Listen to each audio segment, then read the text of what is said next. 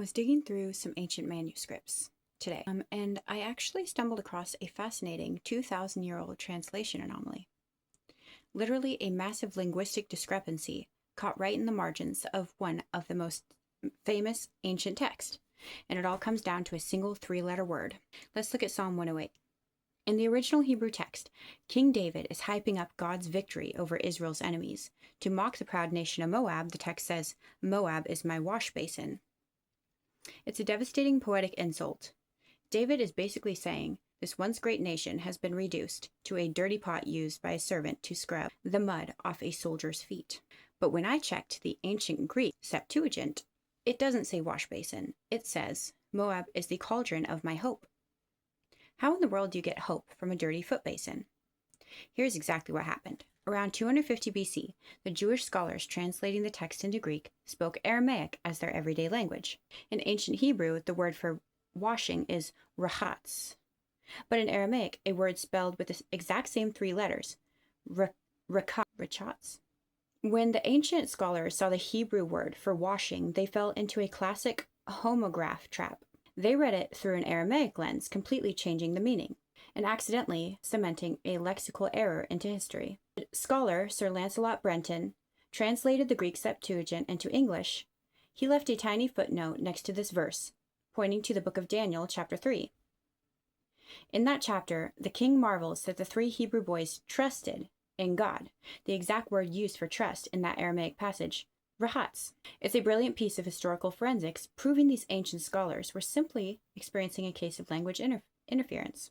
But there is a beautiful irony hiding in all of this. King David used the wash basin as the ultimate symbol of dominance. In the ancient world, kings didn't wash feet. They made their conquering enemies do it. Yet centuries later, the true King of Kings, Jesus Christ, flipped this entire power dynamic upside down when he, on the night before he was crucified, took a wash basin and stripped off his outer garments, wrapped a towel around his waist, poured water in a basin, and got on his knees to wash the filthy feet of his own disciples. Earthly kings used the wash basin to humiliate, but Jesus used the wash basin to show us the highest form of divine authority isn't domination. It's ultimate sacrificial service. I'm just going to add a little prayer on the end of this because I was at a Seder foot washing ceremony a few months ago, and it was during Passover Seder, and there was some wonderful things that happened there, some beautiful things that happened there, including some spot-on prophecies from a girl that I highly respect, and she carries a wonderful anointing, and she has some beautiful fruits to show for it.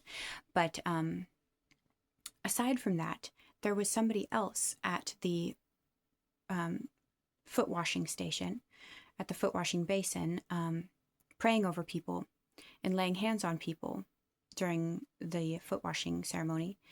And there was several people there doing this, but this one felt different, and I caught on right away, and her tongue sounded demonic, in my opinion. There was just something seriously wrong emanating from her. So I was just like, oh God, I was just praying against it.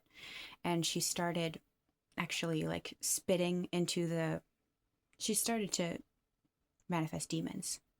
Sometimes they come out like by spitting and other things. She was weeping extraordinarily. And I think a couple of the people around her, I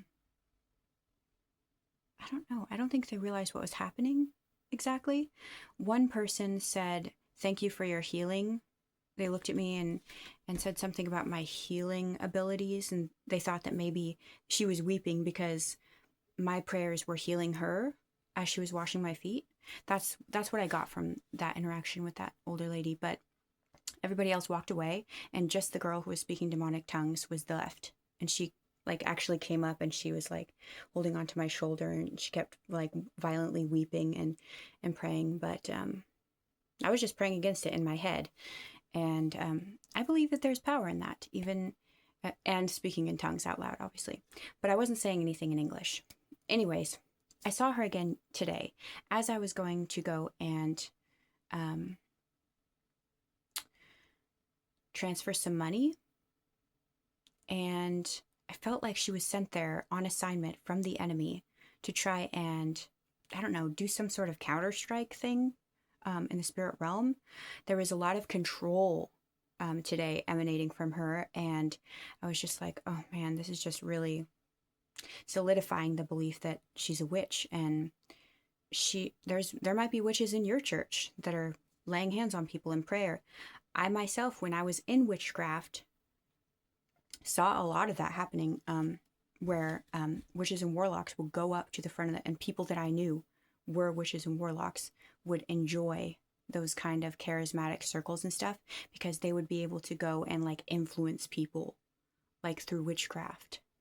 Some people do it knowingly, and some people are doing it unknowingly, and they'll often have a facade over them of religiosity that is kind of a veil of what their true intent is. So that's all I had to say on that front. I figured this would be a good time to mention it, not only because on this day I ran into her while I was switching my funds, but also because, and please do pray for me on regard, because backup is helpful.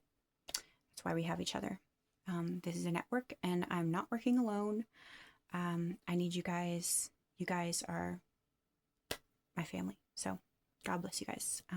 Thanks.